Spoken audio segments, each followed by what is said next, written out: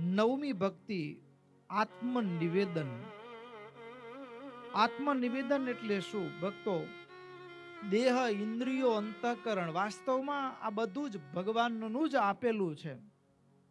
ભગવાનનું આપેલું હોવા છતાં પણ, બધું જ ભગવાનનું આપેલું હોવા છતાં પણ ભક્તો, એ જ્યારે ભગવાનને અર્થે એ સમર્પિત કરવાની વાત આવે, આત્મસમર્પણની વાત આવે, માલ મિલકત સગડું, પુત્ર પરિવારથી માંડી બધું જ ભગવાનને આધીન કરી નાખવું, આ આત્મનિવેદન ભક્તિ.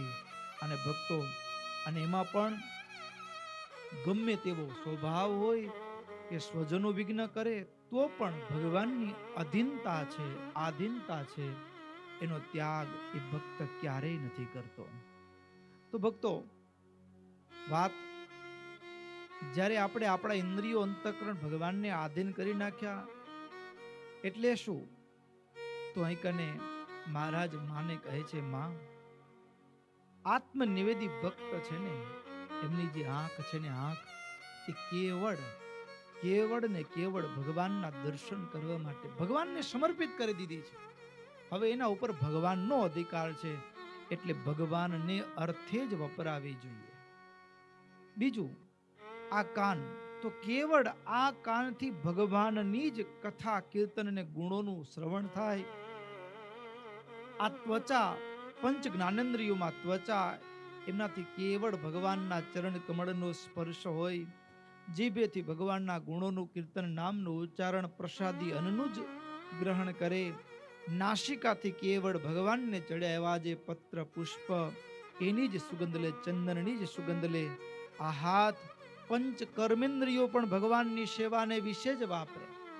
હાથથી કેવળ ભગવાનની સેવા, ભગવાનની એ મંદિરો વાળવું, લીપવું, થાળ તૈયાર કરવા, ફૂલ બગીચા તૈયાર કરવા, ભગવદ સેવા જાતે કરવાની.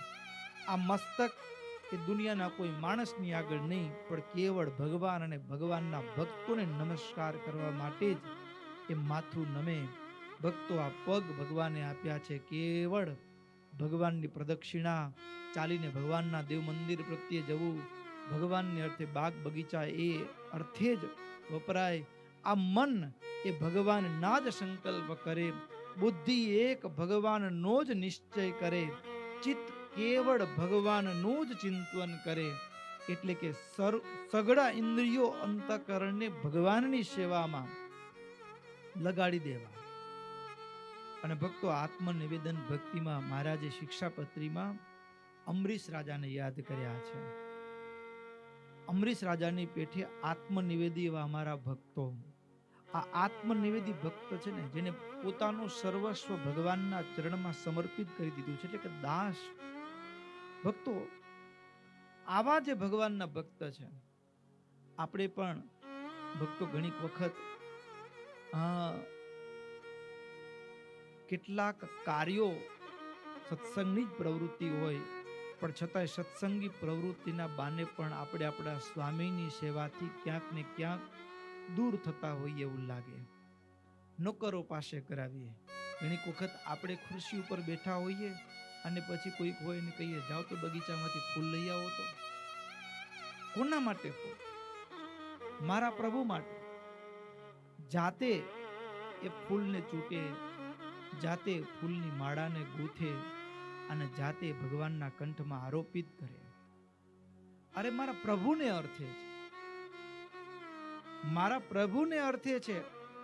તો ભગવાનની સેવા, ભગવાનના ભાલમાં ચંદનની અર્ચા કરવાની હોય તો પોતાના હાથે એ ચંદન ઘસી અને ભગવાનના ભાલમાં ચંદનની અર્ચા કરે. એવી રીતે એક એક ક્રિયા.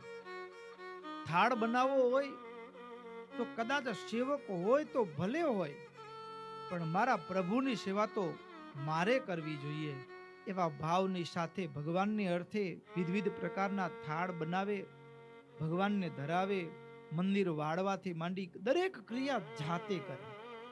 અમરીશ રાજા હોવા છતાં પણ ભગવાનની સેવા માટે કોઈ એક પણ વ્યક્તિ નહીં. એ ઠાકોરજીનું દેવ મંદિરથી માંડી જાતે સાફ કરવાનું, જાતે બધી જ ક્રિયાઓ. પુષ્પોની ચૂંટવું, ખાલી કેવળ બગીચો પાણી કોઈક પાતું હોય એને એનું માવજત બીજો કરતો એમ નહીં. ભગવાનને અર્થે આ બગીચામાંથી ફૂલ આવે છે તો એની માવજત પણ જાતે કરે, જાતે ફૂલ છૂટે. તમામ ક્રિયા ભગવાનની સેવા સાથે સંકળાયેલી, પ્રભુને જે અર્પણ કરવાની જે એક એક સામગ્રી છે એની સાથે સંકળાયેલી તમામ ક્રિયા એ જાતે કરે. અને ભાવ વિભોર થઈ મારા પ્રભુને અર્થે છે એવા ભાવ સાથે દરેક ક્રિયામાં જોડાય. અરે એટલું જ નહીં ભક્તો, આ આત્મનિવેદી ભક્તો છે ને, એનો જીવન, એનો એક એક શ્વાસ ભગવાનને અર્થે હોય છે. ભગવાનને એ મારું જીવન દાનમાં આપી દીધું, પછી હું એનો માલિક રહેતો નથી. માલિક રહેતો નથી એટલે પછી ભગવાનની ઈચ્છા વિના, ભગવાનને દાસનો ધર્મ તો શું, સ્વામીને જમાડીને જમે. તો ભગવાનને જમાડ્યા વિનાનું એક નાનું અમથું જળપાન પણ એ ન કરે. ફળ જે કંઈ પણ હોય એ ભગવાનને અર્પણ કર્યા વિના એક પણ વસ્તુ એ ભગવાનનો એવો એ આત્મનિવેદી ભક્ત ક્યારેય ગ્રહણ નથી કરતો. એટલું જ નહીં ભક્તો, એ વ્રત, જપ, તપ જે કંઈ પણ કરે મારા પ્રભુ રાજી થાય ને એટલા માટે.